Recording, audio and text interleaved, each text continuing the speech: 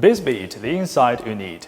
A new report from the Washington-based Center for Economic and Policy Research found that a staggering 27% of countries are subjected to sanctions of varying intensity in recent times.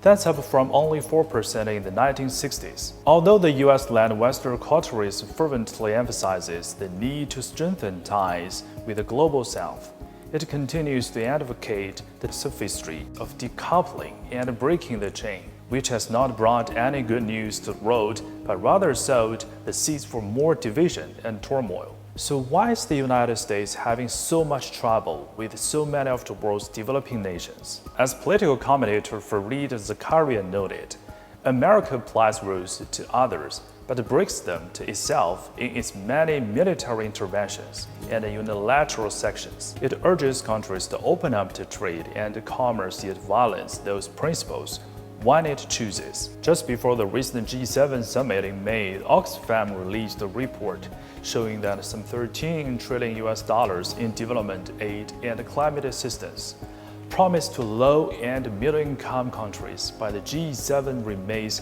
unfulfilled.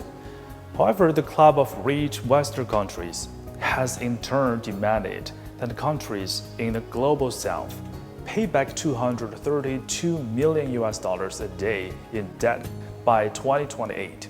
Countries that were once populous but poor have moved from the margins to center stage. These countries have become economically strong, politically stable, and culturally proud, and many of these nations were once colonized by Western nations, and so they retain an instinctive aversion to Western efforts to corral them into an alliance or grouping. According to AFP, Nobel-winning economist Joseph Stiglitz said, hostile U.S. policies risk splitting the world into two blocks, and urged the West to offer investment, not lectures, to developing countries.